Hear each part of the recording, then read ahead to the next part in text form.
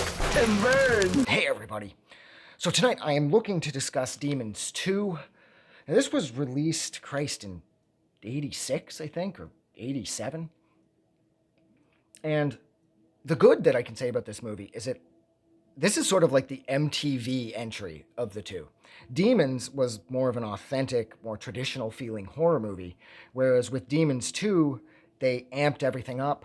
The soundtrack, it has even more pop stars on it, and it feels like Demons 2 was made for the MTV generation, whereas Demons 1 was just made for horror fans, I guess. This movie, too, of course, targeting horror fans once again, but it does sort of have more of a mainstream quality to it, I suppose. It's cool because, even though it doesn't make any sense again, this time, everybody in this building, it's a building somewhere, wherever they are, it's a residential building, of course. You've got like a doctor and his pregnant wife, and you've got a chick who's pissed off that her ex-boyfriend or something was invited to her birthday party, and she's throwing a temper tantrum in her bedroom while all the guests are out partying in her apartment. And then you just have like a dude who has a hooker coming over, and so it's just sort of a multifaceted tale of many intersecting lives that happen to all end horribly when the demon invasion starts. And so a lot of people are watching a documentary of what took place in the first Demons because it was real, of course. And they're watching this documentary again, I think, where it has like reenactments or something where it shows these kids breaking in to the Forbidden Zone because that part of the city that the demons took over has since been dealt with and then walled off. So this documentary movie, I don't know what the fuck it is. These kids break in there and they find a demon, like the corpse of the famous demon from the first one that comes through the chick's body, like, you know, like a xenomorph, or I can't remember if it was a chick's body or if it was a dude's body. But the famous demon from the first one, the main demon, like the trademark demon, the mascot demon. They find it and they're like, oh my God, that's one of the demons. Oh, this is real. I can't remember what happens. They cut their hand or something. Some of their blood hits the demon's mouth, and boom, in the little docu-movie thing that everybody in the building's watching, the demon rises. And then the girl who's throwing the temper tantrum because her ex-boyfriend or whatever is coming to her birthday party, she's sitting in her bedroom and she's watching it too, and suddenly she's captivated by this. And she just happens to be watching it too at the point when the demon's getting the blood on it or whatever, and the demon is waking up. And so the demon it comes to, chases the people around or whatever, and she's all riveted by it. And then the demon looks at the camera, and it's like looking right at the chick.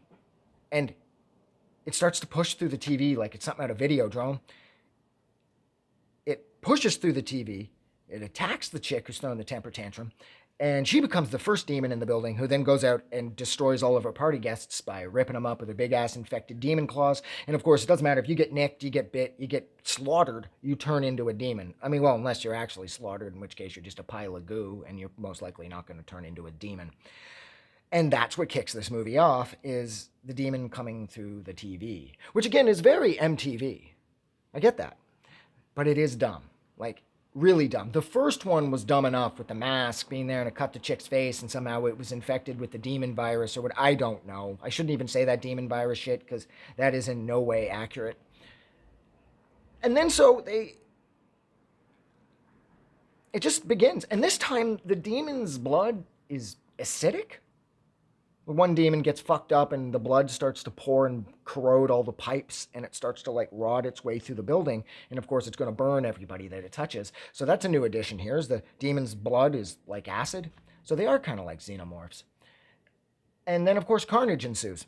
The other cool thing about this was they used the same cast from the first one. Like the pimp dude, he's now like a personal trainer or fitness instructor or something that works in the gym in the basement of the building.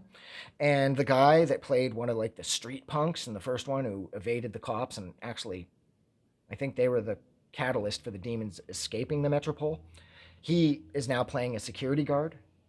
And that happens quite a bit. So they've kept the same cast, well, at least not the entire cast, but they kept chunks of the cast from the first movie, and they've just sort of given them new roles to sort of play against the opposite of what they played in the first one. I thought that was fun. And yeah, I mean, it's a cool movie. It's that cat and mouse thing. You gotta hide. Now the demon's blood is acid. And then they couple of them that survive, they end up having to rappel out of the building at the end. And then they're in this like broadcasting room. This building, by the way, has everything. It's got a gym. It's got like a broadcasting floor where like the news is done or something. And the building's gorgeous. And so, of course, they're in the broadcasting part of the residential building they live in, or the residential building's attached to a well, it doesn't matter. They're in this broadcasting part, and they see this demon on screen running towards the screen. And they know that this means that if the demon, somehow they know that if the demon makes it to the screen, he's going to come through and it's going to start all over again or something. I don't know.